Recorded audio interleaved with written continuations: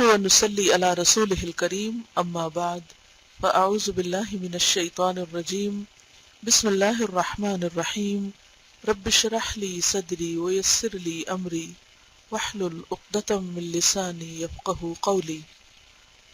صفحہ number 60 page 60 فصل چہارم فصل 4 نوافل کا بیان.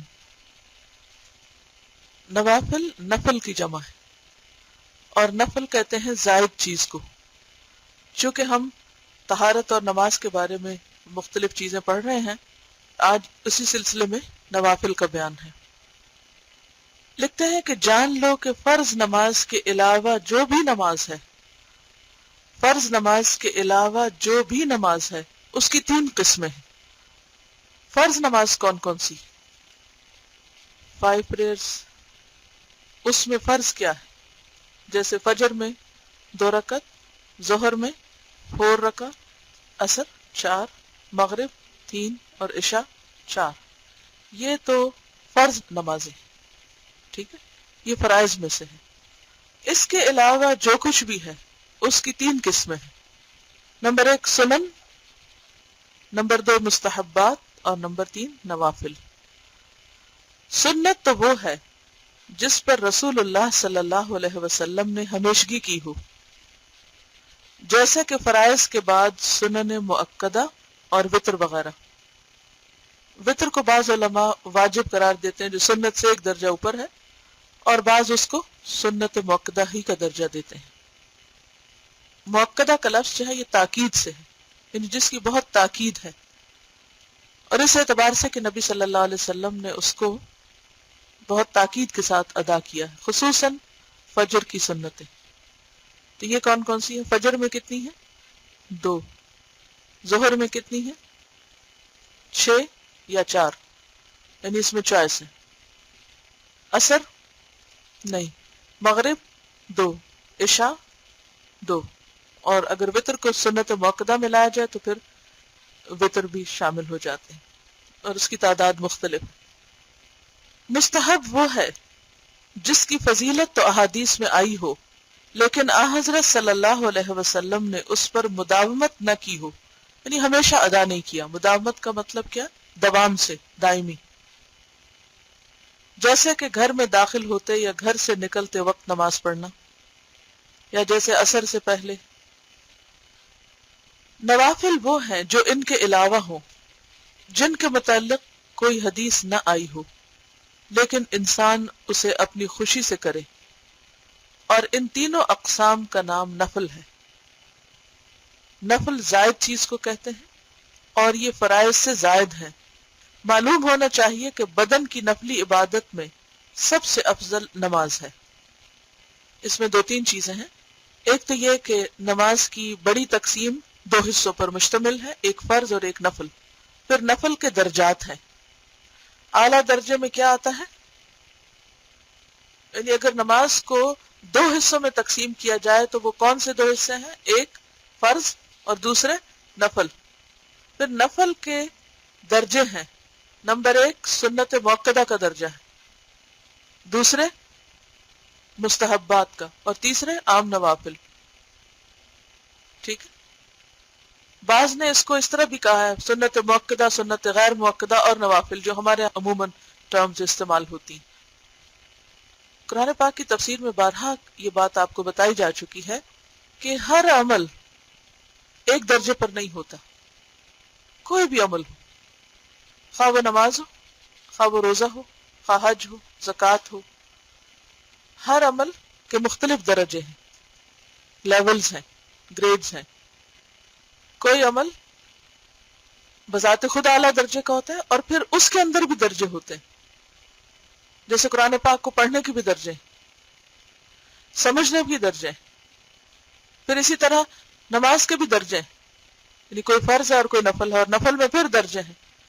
کسی کی تو بہت زیادہ تاکید آئی ہے اور آپ نے اسے کبھی ہارڈلی چھوڑا ہو، اور کچھ ایسے ہیں کہ جو آپ نے ادا کرنے پسند کیے، اور کچھ ایسے ہیں کہ جن پہ فضیلت تو بتا دی گئی لیکن اس کے علاوہ بھی انسان کو آزادی ہے کہ جب چاہے نفل ادا کر لے.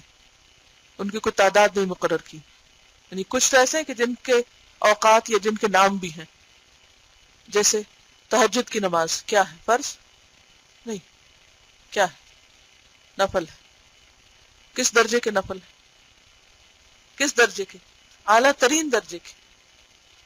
فرض نمازوں کے بعد اور سنت موقدہ کے بعد جو بہترین پسندیدہ نماز ہے وہ کیا ہے؟ تہجد کی نماز، کیونکہ سب سے زیادہ وہ اللہ کے قریب کرنے والی۔ اس کے علاوہ اور کون سی نفلی نمازیں؟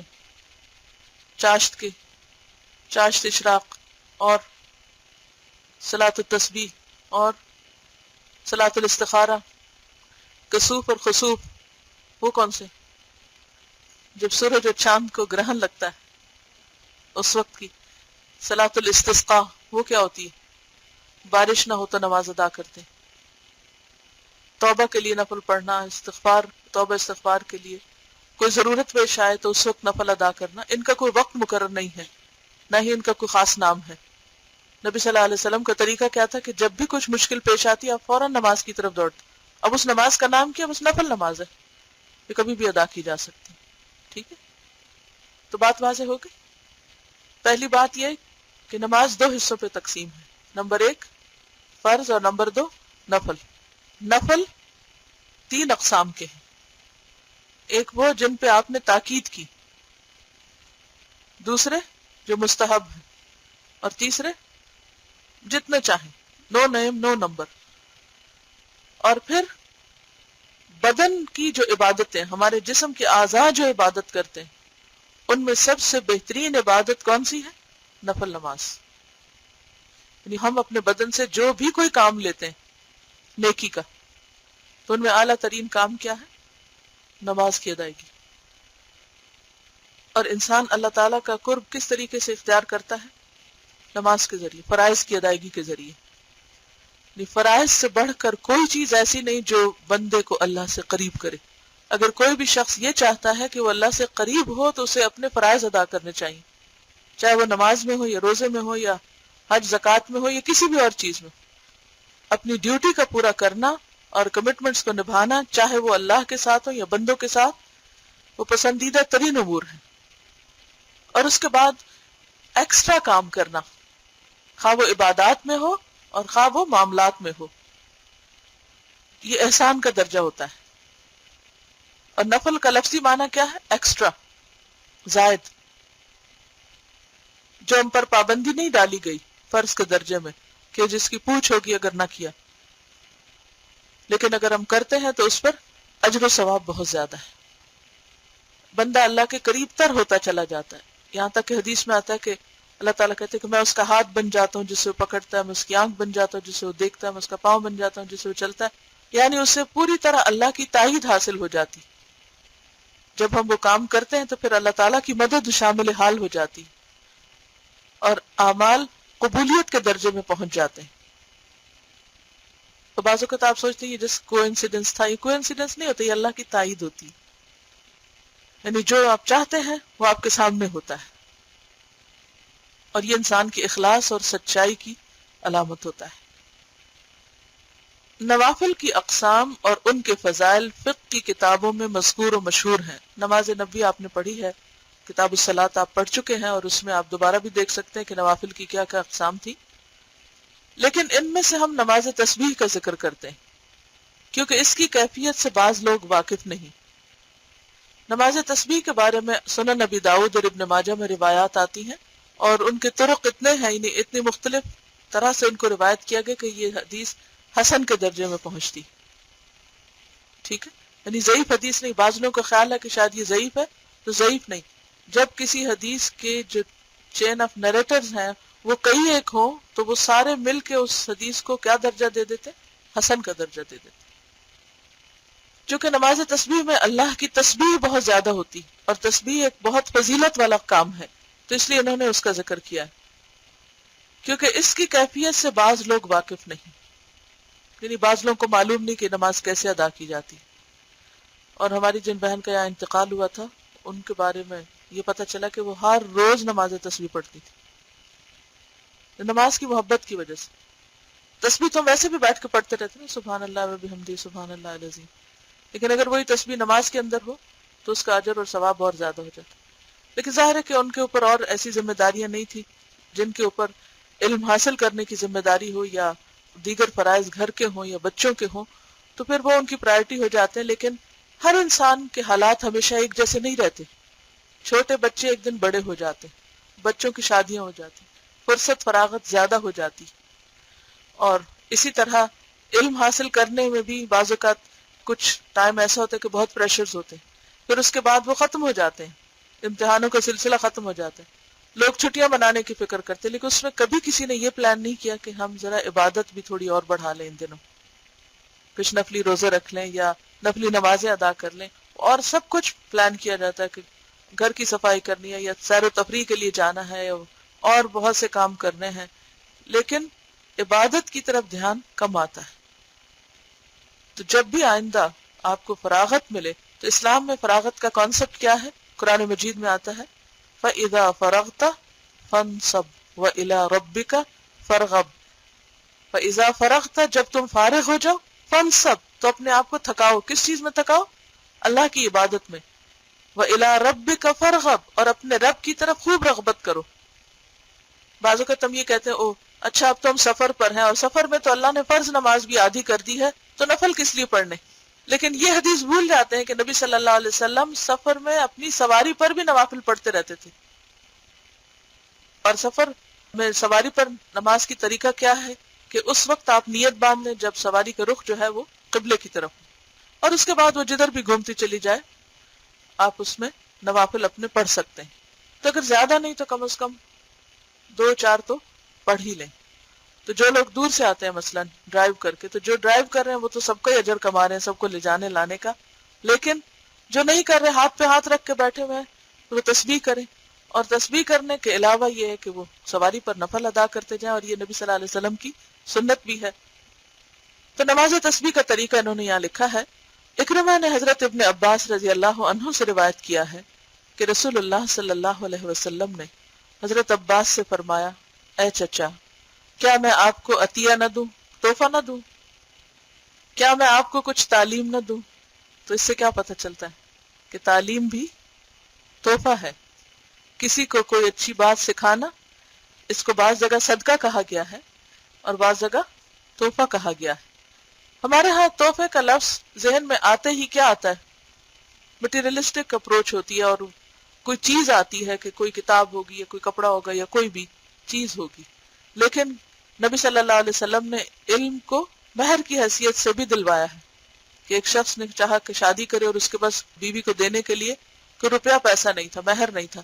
تو آپ نے اس سے پوچھا کہ کیا تمہیں قرآن مجید کا کچھ حصہ یاد ہے؟ تو اس نے کہا جی ہاں. تو آپ نے پوچھا کون کون سی صورتیں؟ تو اس نے صورتوں کے نام بتایا. تو آپ نے فرمایا کیا تم اس پر راضی ہو کہ شادی کے بعد ان صورتوں کو اپنی بیوی کو سکھاؤ گی؟ اس نے کہا ہاں.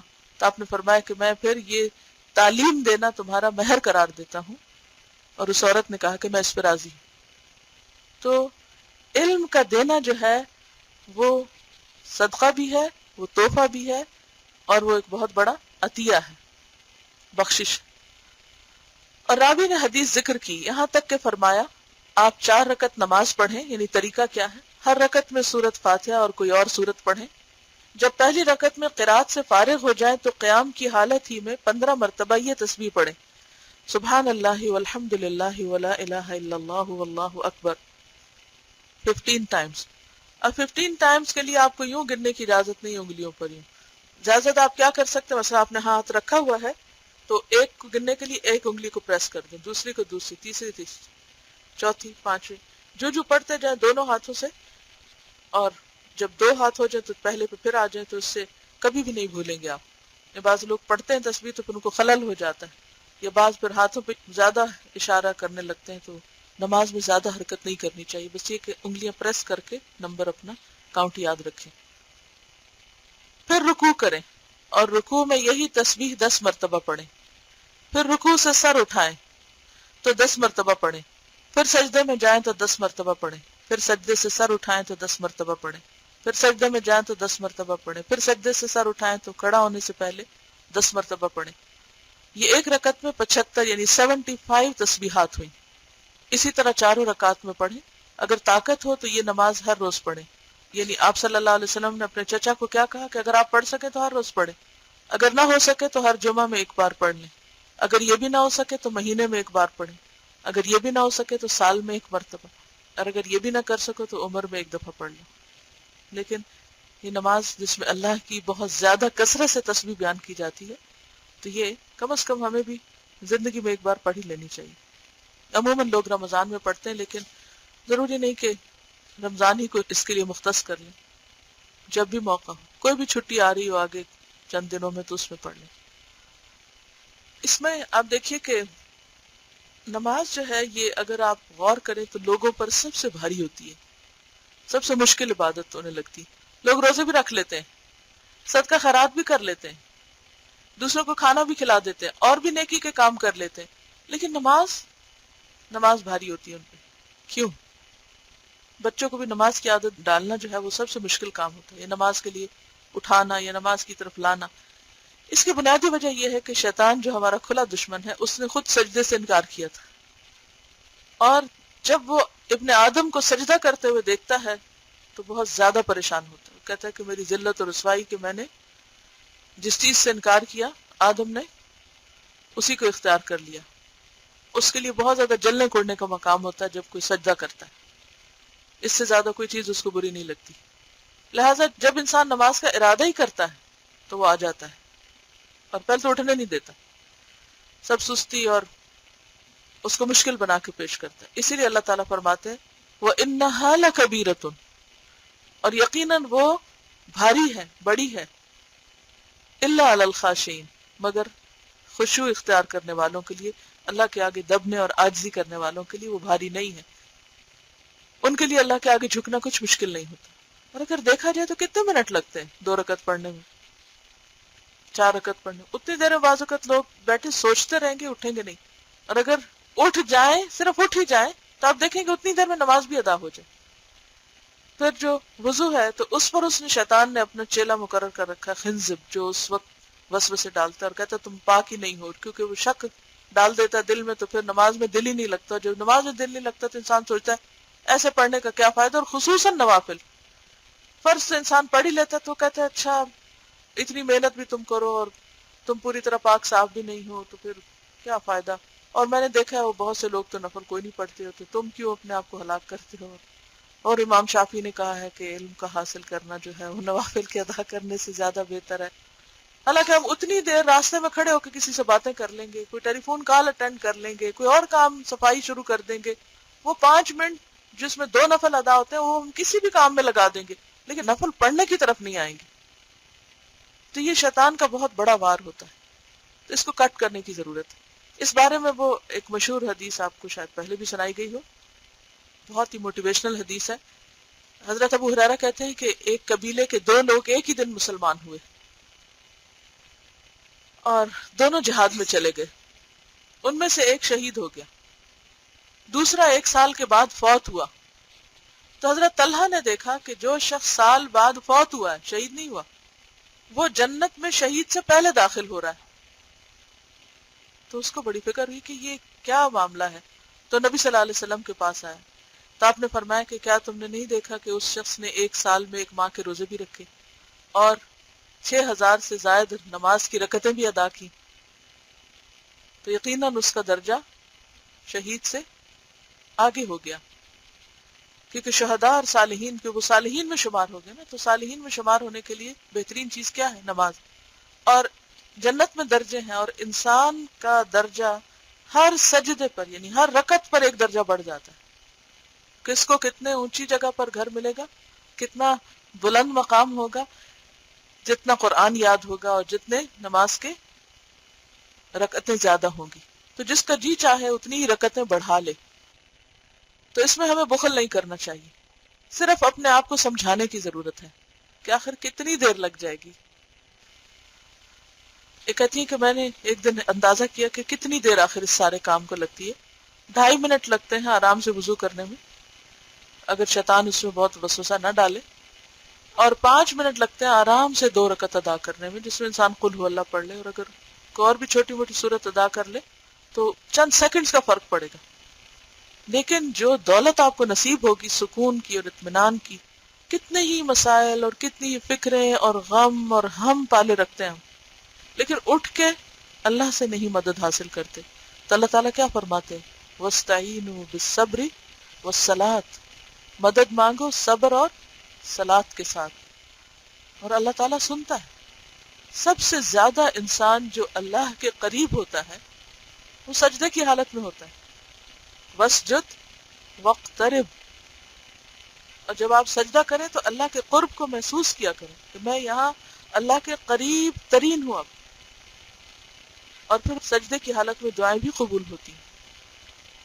مثلا صبح کے 2 رکعتیں جو ہیں نوافل، اشراق کے یا چاشت کے، وہ اگر انسان ادا کر لیتا ہے سارے دن کے لیے اس کو کافی ہو جاتا ہے، سارے کام اس کے سنور جاتے ہیں، دن بھر میں برکت ہو جاتی ہے۔ لیکن وہ 5 منٹ نکالنا ہمارے لیے بھاری ہوتا ہے، وہ صرف شیطان کا وسوسہ ہوتا ہے۔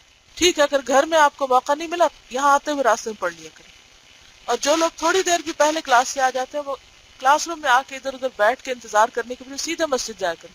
آپ لوگ خوش قسمت ہیں کہ آپ کے لیے صاف ستھری مسجد ہر وقت حاضر رہتی ہے، کوئی اس کا دروازہ ایسا نہیں کہ جو بند ہو کہ آپ اندر نہیں جا سکتے، جب آپ کا جی چاہے جائیں۔ اور اللہ کے محبوب بندوں کا دل کہاں اٹکا ہوا ہوتا ہے؟ مسجد میں، کیونکہ ہمارے ہم اور فکریں اور غم تو کبھی ختم ہونے کا نام ہی نہیں لیں گے، یہ تو زندگی کے ساتھ ہے، کیونکہ زندگی ہے امتحان۔ ہمارے بچے جو اسکولوں میں جاتے ہیں وہ اگر کہیں تو جمعہ پڑھتے ہی نہیں ہیں، اور اگر کہیں جمعہ ہے بھی تو وہ بس ایک کھیل ہی ہے، وہ کیونکہ کوئی عالم تو نہیں ہوتا خطبہ دینے کے لیے، وہ خود ہی کچھ نہ کچھ کر رہے ہوتے ہیں، تو وہ جو جمعے کی روح ہے، اسپرٹ، وہ نہیں حاصل ہوتی۔ جمعے کی جو اسپرٹ ہے وہ یہ کہ مسلمانوں کا اجتماع ہے، جمع ہونا ہے اور اکٹھے مل کر اللہ کی عبادت کرنا ہے۔ تو اس کے لیے کوشش ہونی چاہیے کہ سمر میں خاص طور پر بچوں کو اگر باپ نہیں بھی لے جا پاتے تو خود تاکید کے ساتھ انہیں مسجد ضرور پہنچائیں۔ نماز کے مسائل۔ ممنوع اوقات میں ایسی نفل نماز نہ پڑھے جس کا سبب نہ ہو۔ ممنوع اوقات کون سے؟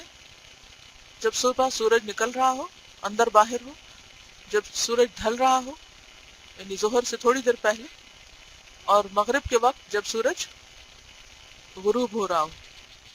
ان اوقات میں سبب کے بغیر نفل نہ پڑھے۔ اب آگے آ جائے گا کہ سبب کیا ہوتا ہے۔ جیسے کہ نماز تسبیح، یعنی ایسے اوقات میں، زوال کے اوقات میں نہ پڑھے، کیونکہ ممنوع اوقات میں نماز پڑھنے کی ممانعت بڑی مؤکد ہے، یعنی بہت اس کی تاکید ہے، نہیں پڑھنی چاہیے۔ یہ نفل نمازیں ضعیف ہیں، ان کا مقابلہ نہیں کر سکتی، یعنی ان کی روایات جو ہیں وہ ان سے درجے میں کم ہیں جو زوال کے وقت نماز نہ پڑھنے کی۔ ہاں، جن کا کوئی سبب ہو، جیسے تحیت المسجد اور سورج یا چاند گرہن کی نماز اور استسقاء کی نماز وغیرہ، تو ان کے متعلق دونوں قسم کی روایات ہیں کہ زوال کے وقت نہیں بھی پڑھی گئی اور زوال کے اوقات میں بھی پڑھی گئی۔ مثلا آپ عمرے کے لیے جاتے ہیں، مسجد حرام میں داخل ہوتے ہیں، وہ اوقات ایسے ہوتے ہیں کہ جب آپ کسی بھی وقت داخل ہوتے ہیں، تو چونکہ عموماً تو ہمارے یہاں خواتین مسجد نہیں جاتی، جسے میں نے دیکھا کہ بعض اوقات لوگ جاتے ہیں وہاں اور نماز ادا نہیں کرتے، جا کے ویسے ہی بیٹھ جاتے ہیں۔ تو مسجد کا حق کیا ہے کہ جب انسان داخل ہو تو پھر نہ بیٹھے اس وقت تک جب تک کہ مسجد کے 2 نفل ادا نہ کرے، خواہ وہ زوال کا وقت ہو۔ اسی لیے آپ نے دیکھا ہوگا کہ مسجد حرام میں ہر وقت نمازیں ادا ہو رہی ہوتی ہیں، اور وہ لوگ مسجد کے نفل عموماً پڑھتے ہیں۔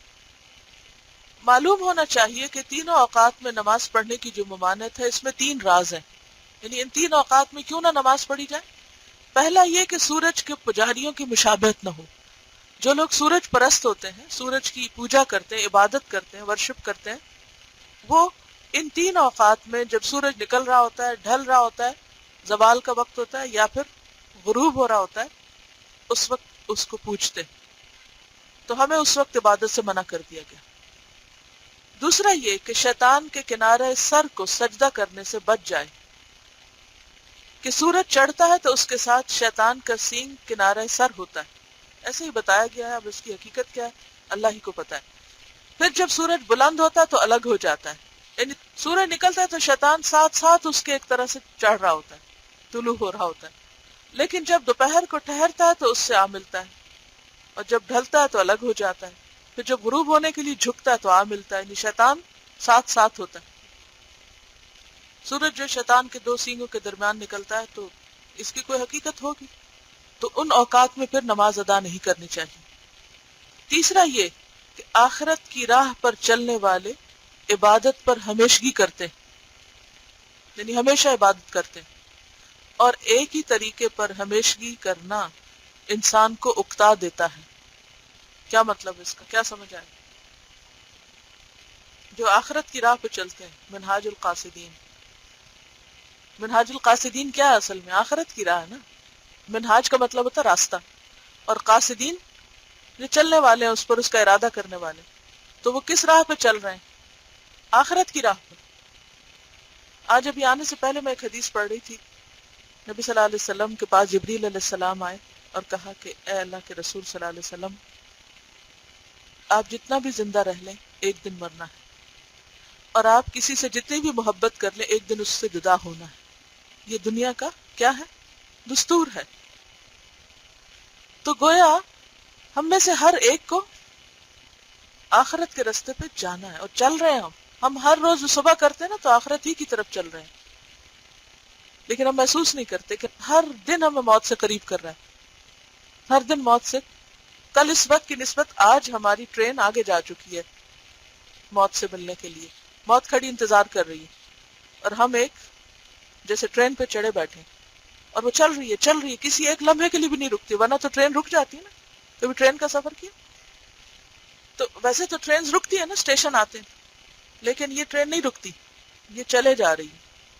ہر ایک کے لیے وہیں جا کے رکے گی جب اس کی زندگی کا اینڈ ہوگا، وہاں پھر اترنا پڑے گا، کوئی نہیں اندر بیٹھنے دے گا، قبر میں اتار دیں گے جا کے۔ تو ہم سب آخرت کی راہ پہ چل رہے ہیں۔ تو جو آخرت کی راہ پہ چلتا ہے وہ اس کی تیاری کرتا ہے، اور اس کے لیے عبادت سب سے بہترین تیاری ہے۔ تو یہ کہتے ہیں کہ وہ ہمیشہ عبادت میں مشغول رہتے ہیں، یعنی ان کا دھیان عبادت میں لگا رہتا ہے، اور ایک ہی طریقے پر ہمیشگی کرنا انسان کو اکتا دیتا ہے، یعنی انسان بور ہو جاتا ہے جب ایک ہی کام روز کرے۔ جیسے آپ روز پڑھتے ہیں تو تھک جاتے ہیں نا، پھر ویکنڈ پہ چھٹی کرتے ہیں 2 دن، تو پھر آتے ہیں تو پھر 5 دن اچھے گزرتے ہیں۔ تو یہ انسان کی فطرت ہے، اسی لیے اللہ تعالیٰ نے موسم بنائے کہ موسم تبدیل ہو جائے، اسی لیے دن اور رات بنائے۔ اگر سارا وقت دن رہتا، سارا وقت رات رہتی تو ہم اکتا جاتے۔ اسی لیے اللہ تعالیٰ نے ایک ہی فروٹ کے مختلف سائزز اور رنگ اور شکلیں بنائی، پھر ہر موسم کے پھل وغیرہ الگ بنائے۔ بنی اسرائیل نے کیا کہا تھا؟ لن نصبر علی طعام واحد، کیونکہ انسان کی نیچر میں کہ کوئی ایک کام وہ زیادہ دن تک کرے تو پھر اس سے تھک جاتا ہے، انسان کی فطرت میں، تو اس کو پھر بریک چاہیے ہوتی ہے۔ ٹھیک ہے، تو یہ کہتے ہیں کہ جب انسان ایک عبادت کرتا ہے اور وہ کرتا رہتا تو پھر وہ تھک بھی جاتا ہے اس میں۔ اسی لیے حدیث میں آتا ہے نا کہ قرآن مجید پڑھتے رہو، جب اکتا جاؤ تو چھوڑ دو، اکتاہٹ کی حالت میں نہ پڑھو، کیونکہ یہ بھی اس کے ادب اور احترام کے خلاف ہے۔ پھر جب رکاوٹ واقع ہو جائے تو لذت زیادہ ہو جاتی، یعنی جب بریک آتی ہے تو پھر شوق بڑھ جاتا ہے دوبارہ، کیونکہ جس چیز سے نفس کو روکا جائے وہ اس کی خواہش کرتا ہے، یعنی یہ بھی ہیومن نیچر ہے۔ بچوں کو بھی آپ دیکھیں، جس چیز سے منع کریں گے وہ کام زیادہ کریں گے، تو اگنور کر دینا چاہیے، خود ہی باز آ جائیں گے، یہ بہت زیادہ نہ پیچھے پڑے کسی کے۔ کبھی آپ غور کریں، جب آپ نفل پڑھنے لگتے ہیں نا، جیسے رمضان آتا ہے، تراویح پڑھنے لگتے، پھر آپ کا دل چاہتا ہے چھوڑنے کو، پھر وہ ایسا مزہ آنے لگتا ہے کہ جو رات ہوتی ہے وہ دل چاہتا اب اور پڑھے، تو کہتے ہیں ہائے ختم ہو گئی۔ اسی طرح روزے رکھنے بڑے ڈر لگتا ہے نا، روزہ رکھنے سے کہ روزے آ رہے، لیکن جب رکھنے لگ جاتے تو پھر کیا کرتے؟ پھر کھانا برا لگتا ہے، نہیں؟ عید کے دن عجیب سا لگتا ہے، پھر عید کے بعد بھی عجیب مزہ نہیں آتا، تو انسان کیا کرتا ہے؟ پھر وہ اس کو کرنا چاہتا ہے۔ اچھا پھر کیا ہوتا ہے؟ جب وہ بہت زیادہ کرتا ہی جاتا ہے، پھر کیا ہوتا ہے؟ ایک وقت میں ریاکشن آتا ہے، پھر انسان تھک جاتا ہے۔ تو اللہ تعالیٰ نے رکاوٹ ڈالی ہے، اوکے پڑھتے رہو نفل، رات کے اٹھے ہوئے نفل پڑھو، فجر پڑھو، اور اب سورج نکلنے لگا اب نہیں پڑھو، روک دیا۔ اور آپ غور کریں، جو لوگ صبح کے وقت اس وقت بیٹھ کے کرتے ہیں نا کچھ عبادت وغیرہ، تو ان کو وہ رکاوٹ کا وقت بڑا بھاری لگتا ہے کہ اچھا یہ نہ منع کیا جاتا تو ہم ابھی نفل ہی پڑھ لیتے ساتھ ہی۔ اب اگر آپ اس وقت اٹھ جائیں، اٹھ کے کوئی اور کام کر لیں، پھر دوبارہ آ کے پڑھیں، تو وہ 2 نفل جو پڑھیں گے نا آپ ذرا گھوم پھر کے آ کے، اس کا مزہ کچھ اور ہوگا بنسبت اس کے کہ آپ ایک تسلسل میں پڑھیں۔ ممنوع اوقات میں انسان کو صرف نماز سے روکا گیا ہے، دوسری عبادات سے نہیں روکا گیا، مثلا قرات اور تسبیح، تاکہ عبادت گزار ایک حال سے دوسرے حال میں منتقل ہوتا رہے، جیسا کہ نماز میں بھی کئی قسم کے ارکان ہیں، قیام اور قعود اور رکوع اور سجود وغیرہ. یعنی نماز میں بھی کیا ہوتا ہے، کچھ نماز ہم کھڑے ہو کے پڑھتے ہیں، کچھ ہم بیٹھ کے پڑھتے ہیں، اور کچھ ہم رکوع کی حالت میں. اور ایک اور بھی روایت میں آتا ہے کہ ایک دفعہ مامون جو تھے ہارون کے بیٹے، وہ کچھ ریڈنگ کر رہے تھے، کبھی کھڑے ہو کے پڑھتے، پھر تھوڑی دیر بیٹھ جاتے، پھر لیٹتے، پھر کھڑے ہو کے. تو کسی نے پوچھا تو کہا کہ میں ایک حالت میں اکتا جاتا ہوں، تو میں اپنی حالت چینج کرتا ہوں. اچھا، حالت چینج کرنے سے فائدہ کیا ہوتا ہے؟ انسان کی کنسنٹریشن بڑھ جاتی ہے، اور جب آپ ایک ہی کام کرتے چل جاتے تو ایک وقت آتا ہے کہ آپ کی کنسنٹریشن پھر کم ہونے لگتی ہے. جی، سواری میں آپ چونکہ بیٹھ کے نماز پڑھتے ہیں تو رکوع اور سجود کی کیفیت میں بس اتنا فرق ہے کہ رکوع میں ذرا کم جھکیے اور سجدے میں تھوڑا سا اور جھکیے. کسی چیز کے اوپر جیسے پچھلی سیٹ پہ بیٹھے تو اگلی سیٹ پہ سر ٹکا کے سجدہ نہیں کیا جاتا، جھکانا ہی مقصود ہوتا ہے.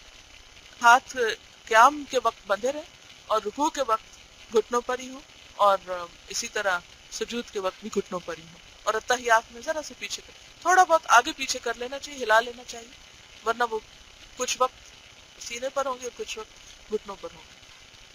ٹھیک ہے. سبحانک اللہم و بحمدک، نشہد ان لا الہ الا انت، نستغفرک و نتوب الیک. السلام علیکم و رحمۃ اللہ وبرکاتہ.